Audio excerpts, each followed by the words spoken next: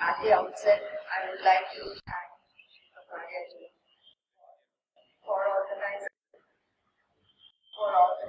Shraddhanjali, one of the oldest personalities in yoga of our times.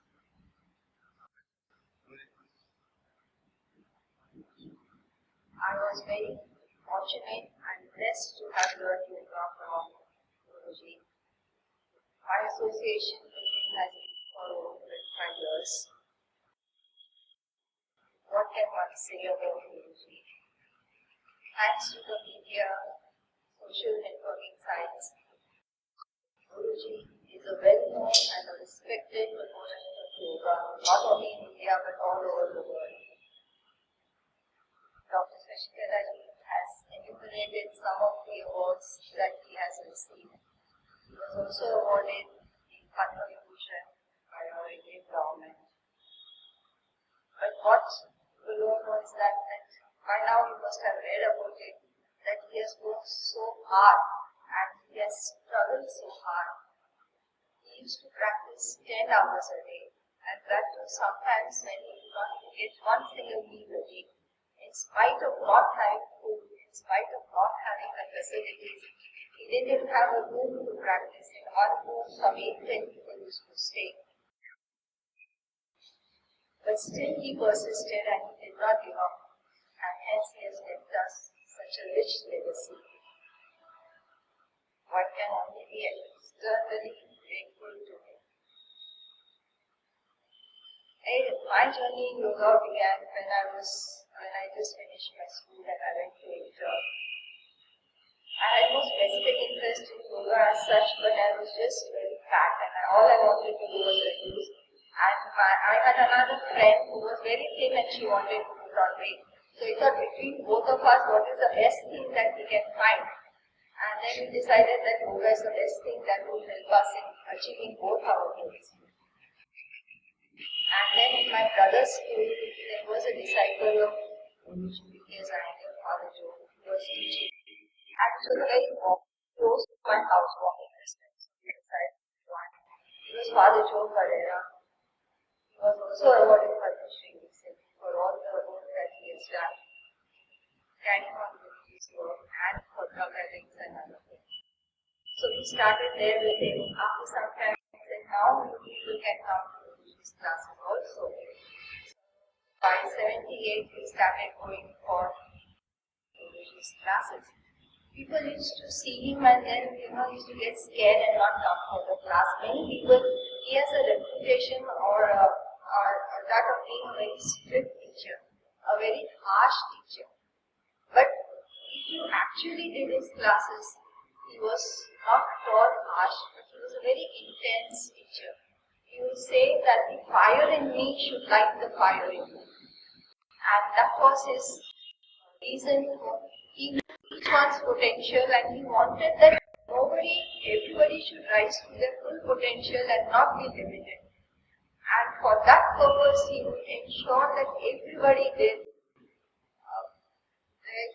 He always said that alignment is enlightenment.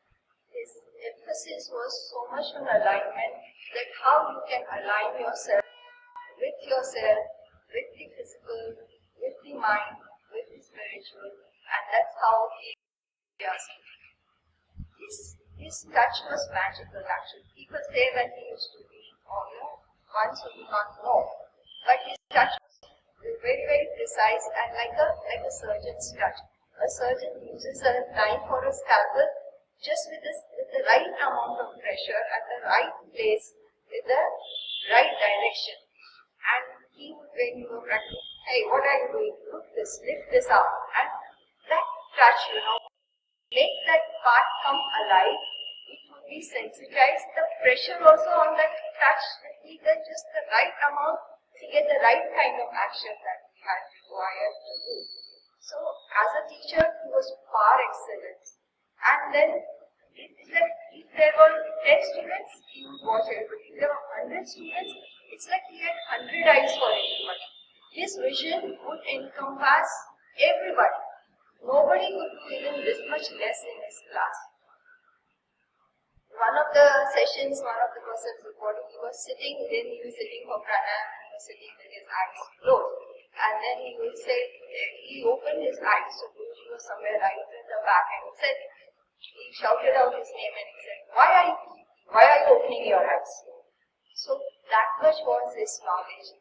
Like Parmesh said, that he used his body as a laboratory and he tried out everything that was there. I would narrate one of my personal experience also.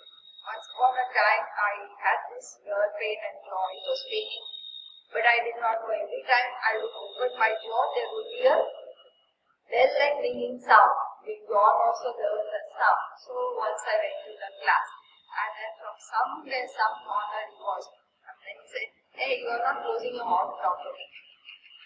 I don't know how he recognized, how he saw, and how identified what my problem was. And then of course I went to the dentist and realized that there was no place for my wisdom to grow. So it was going into my jaw, and that's why my jaw was, I never realized that my mouth. And from somewhere, some corner, and the class was 100 people in the class. That 100 he could observe and see. And then the same thing with about his medical classes also. He was so full of compassion. He was so, and he, like he said, his body was a lab. He used to work out everything on himself before he taught anybody or anything. There were people who have come on which is not, where doctors are giving up hope, and then they have gone back working. Some of them have also become teachers in this field. About Iyengar Yoga, I think Parmesan, Shraddhanjali has said, so I will not go into that aspect of it. But there will be, in the class, if you go to a medical class, there will be hearing shouts or screams. But as I said, that his touch was magical and divine. The moment somebody walked in, or the moment he saw somebody, he knew exactly what the problem was with them. And it was not just with the body, with the mind, everything as a whole, and he knew how to deal with each person individually. For the help this and out of compassion only, he has devised these props. And he started devising these props the first time he came. I think one of the incidents was that one of the persons who was in the army and in the war, he had lost his arm. So as he had lost his arm, and he used to do Sirshasan before also, then he went to Guruji and said that I love doing Sirshasan and I would like to continue to do. Can you help him? And that's how he first found a brick and put it as a star and then made him do. Initially, he used to use his body as a prop and help people. If he could not do, he would just area if you wanted to meet him.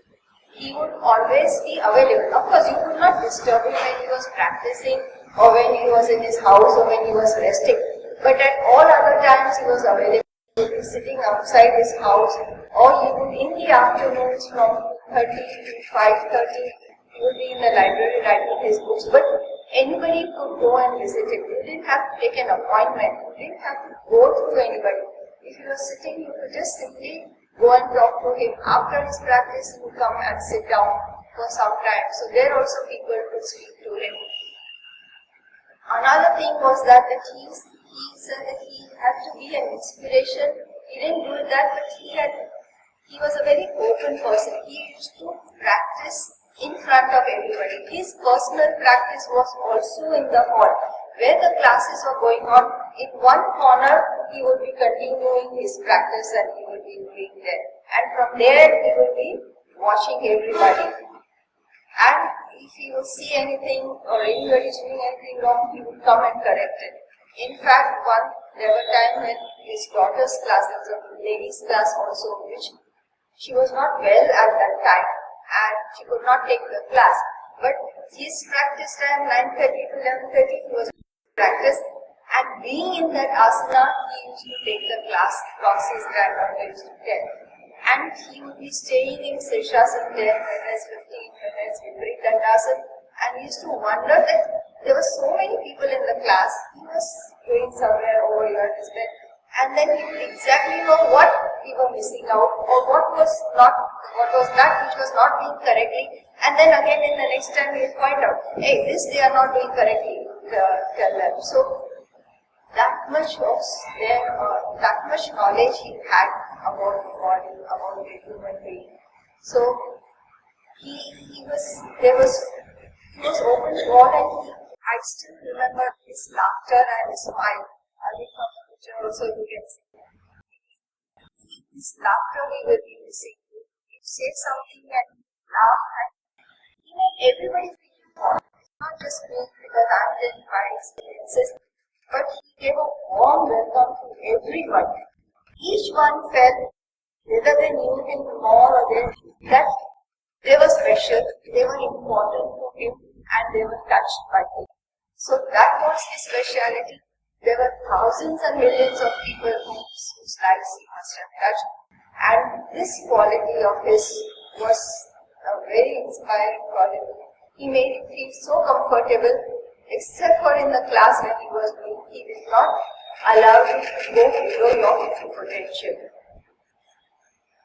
He has used asanas and pranayam as a means to reach the goal. He used to say that this body is the home and asanas are the arrows to